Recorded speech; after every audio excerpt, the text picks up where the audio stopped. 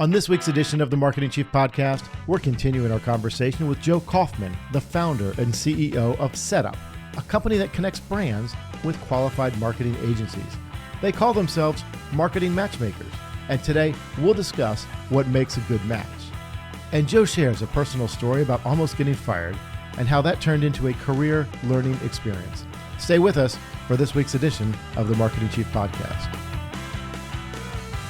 I like how you specialize and give clients the options for different ways. I've had the full service agency search person, and that's super helpful because you don't have the time to vet them. You don't have the time to set up the meetings. You don't have the time to review the materials. You don't have the time to do all the comparisons, and having somebody do that for you and, summarize things and set up the meetings and tell you what to look for and the kind of things is super helpful. I also like that you can pick and choose and almost be a la carte in a way. Sometimes there's good, healthy tension between clients and agencies. If you go to an agency, say, what's wrong with the client? They'll say they always want the logo bigger, or they just tell us what they do. They treat us as a vendor, not a partner. You go to a client and say, what's wrong with the agency? And they're like, they don't understand their business. They don't know the numbers, et cetera, et cetera. What makes a good client agency partnership relationship, in your opinion, based on your experience? I'm so glad you asked me this question for two reasons. Number one, we publish an annual marketing relationship survey, and we talk about we ask questions about that relationship particularly. In fact, this year in April, Ad Age published our marketing relationship survey across all of their channels, website, it was print, everywhere. I love that. That's wonderful. Yeah. And one of the headlines was, 1 in 3 clients will select a new agency within the next 6 months, which was interesting for us because we can help with that, right? And so we were pleased about that. Not pleased that some of those 8 relationships were ending, but as we leave COVID, for example, a lot of clients are thinking, is the same agency that got me to COVID and maybe even through COVID the one that's going to be the right one for me in the future? And so some people are thinking about that relationship. But we also do events. We used to do them in person, but we've been doing them digitally. And our last event was about the agency-client relationship. And the thing we kept hearing from both clients and from agencies was communication. Communication is an issue for both groups.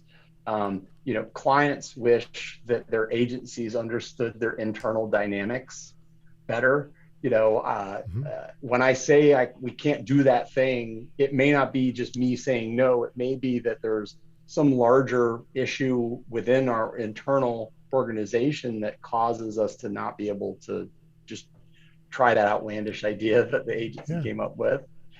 And then on the flip side, agencies wish that the clients were much more transparent with their budgets, with their thought process. They want the client to bring them into the fold and into the meeting, in the room where it happened, kind of thing, because they want to be partners. They don't want to be vendors. They want to be partners that are, and I think that the best way to have that relationship work really well is have both the client and the agency aligned with a common set of KPIs, key performance indicators.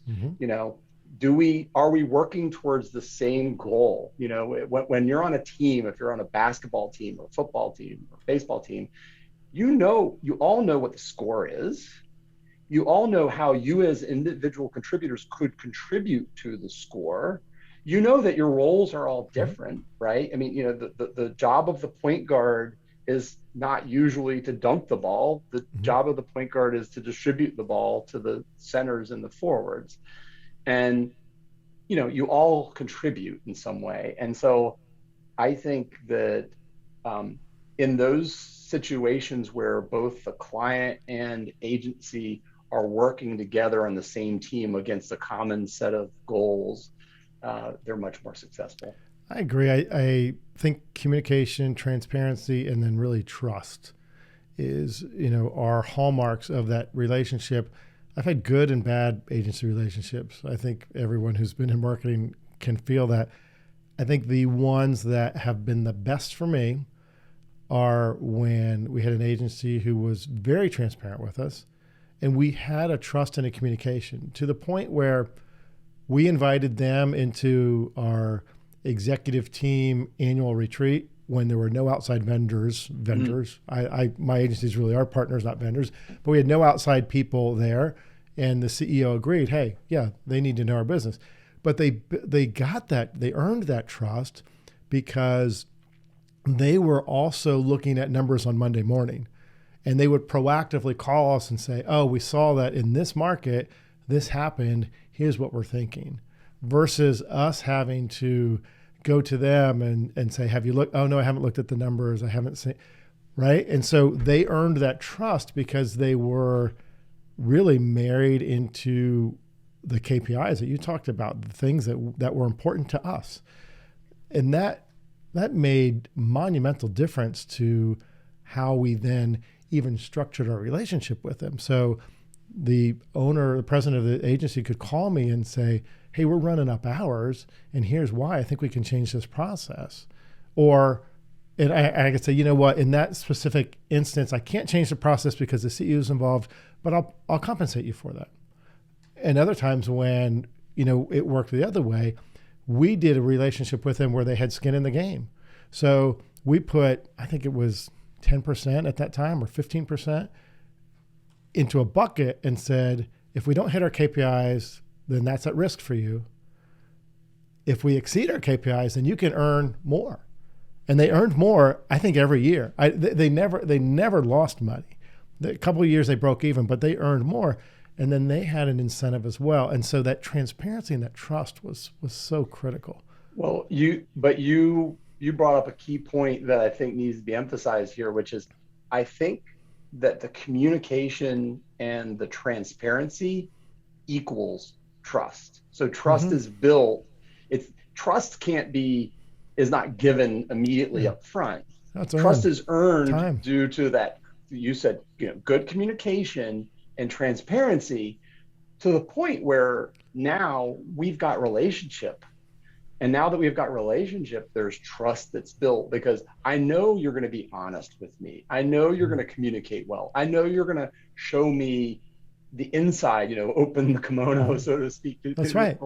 And then that makes me trust you because I think if there's an issue, it's sort of like marriages and relationships, when you're newlyweds, everything is golden, but the real test is over time as the relationship matures, is that communication and trust still there? And to that point, we actually created a bunch of tools to help marketers think through those relationships.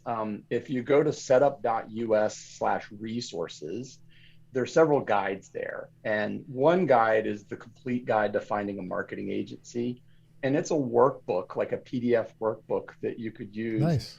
That the first chapter is how do you find the right agency? The second chapter is how do you select them? And then how do you onboard them is the third. And there's a whole section in there about agency compensation models. So you talked about having your agency have some skin in the game. So we talk about the project-based fees versus retainers versus incentives versus commission, et cetera. But the other things that are in that same resources section, setup.us/resources, there are a couple of scorecards, and we developed these scorecards with actual clients. One scorecard is the scorecard you might use if you're considering multiple agencies in a process, whether it's through introductions from Setup or from some other process. How do you differentiate between these 3 or 4 different agencies that may be the finalists? And then the other scorecard is more for an existing agency relationship.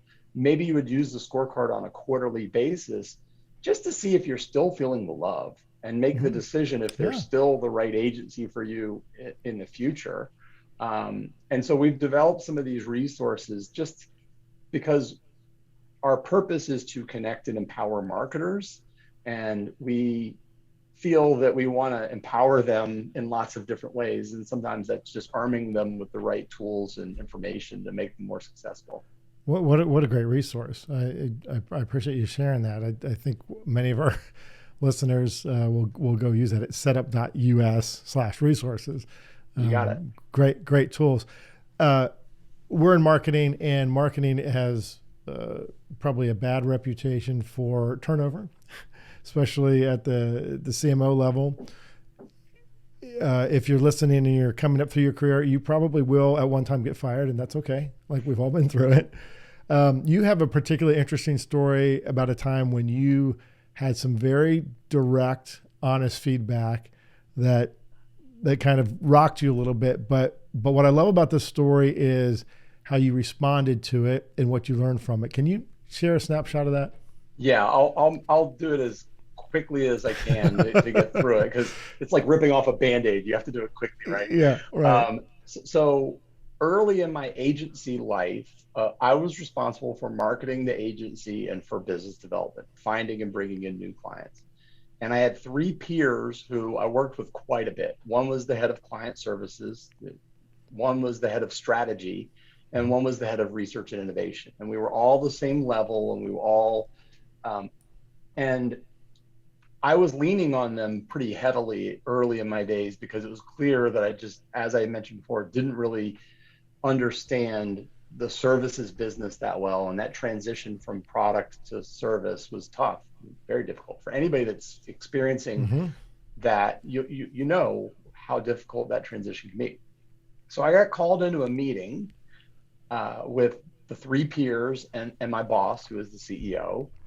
And in the meeting, they basically said, you need to learn how to do your job or get the beep out of here. They didn't use those words, but that's what internally I heard in my head. And I took notes about what they were saying. And all of the things they were saying were related to the fact that, I didn't really understand the business that well. I didn't really understand the roles within the agency that well. I didn't really understand the process of, so I was hired because I had marketing and sales skills, but not because I had deep agency experience. And that night, after I got home, it was a pretty devastating meeting when people call you in and tell you get out, basically. And I think in reality, what had happened was my three peers had gone to the CEO and said, you need to fire this guy. And he said, well, if you've got grievances with him, this was very much like the old Seinfeld Festivus airing of the grievances, right? If you've got grievances with him, you tell him directly, and either he'll be able to figure it out or he'll leave. And that's exactly, so that night, after much, thought, I made the decision to fight. And by fight, what I mean was, I want to fight to make this work. I want to fight to make this work between me and these peers, and also this new career path that I was on. So I made a list of their grievances, and I boiled them and distilled them down into the three or four most important ones. And then I went back to each of the three of them, and also to the CEO, and said, look, if I can fix these four things, are we good? And they all three of them sort of said, yeah, good luck with that. I don't think it'll never happen, but sure. I mean, if you were only smarter and taller and better looking, and like they were not trivial things. They weren't that bad, but they were. And so I then went to work on those things. I spent a lot of time watching and observing the different people within the agency to understand how they do their jobs. I spent a lot of time focusing on attention to detail. When you go from a product to a service, I could crank out a proposal in 10 minutes for the product company. For the services business, it might take 2 or 3 days to crank out a proposal. And it's a multi-page, detail-oriented document that you deliver as a proposal. So I really worked, and I focused on trying to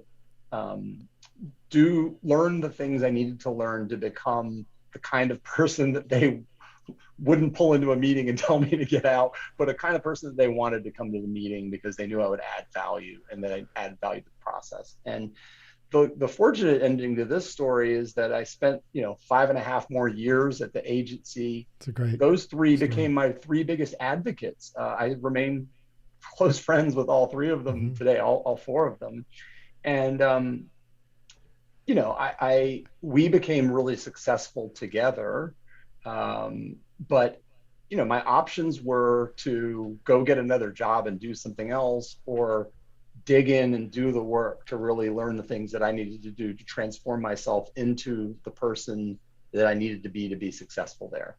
Yeah, fight or flight, and you fought. There's somewhere out there on the internet, there's this great conversation with you and those three people, and that's where I learned of the story. And I appreciate your transparency, because it's hard to get that feedback. We've all had it, and sometimes flight is the right. Sometimes it's just the wrong environment. Yeah. But I like that you were able to fight through that, get some new skills, own up to things that you didn't know, and learn. And that's really the key, is you were learning a new vertical, a new, services versus products. That's not easy. And so, I love that you did that. It ended up being fun. It wasn't fun that night, and it wasn't fun for the next several months, but over time it became fun because, we were adding value and delivering value, and I knew I was adding value, not extracting. Joe, it's been great having you. I appreciate your time. If you're an agency or a client, what's the best way to get in touch with you, and what would you tell them about Setup? Yeah, well, as mentioned, we're marketing matchmakers. And so if you're in need of agency support, you can go to setup.us and learn a little bit more about how we help there. If you're an agency looking for growth and for support, you can also go to setup.us. Although most of the language on our site is focused on how we really help the client, support the client and find the right agency and that kind of thing. There is some information there about what we do to help agencies too. But I'm also on all of the social networks, but our company is Setup Says across all the social networks. Great. Love it. And if you're just a marketer, connect with Joe, because he's a smart guy. He knows a lot of people, and always good insights from your videos or your blogs or whatever. So Joe, thank you. Thanks for spending time with us on the Marketing Chief Podcast. Appreciate having you. Thanks so much, Rob. It's been such a joy to be here. Learn more about his company Setup and how these marketing matchmakers connect brands with qualified marketing agencies by visiting setup.us. If you like what you hear on the Marketing Chief Podcast, be sure to subscribe or follow on your favorite podcast app or YouTube, and give us a rating on Apple Podcasts. We'll see you next time on the Marketing Chief Podcast.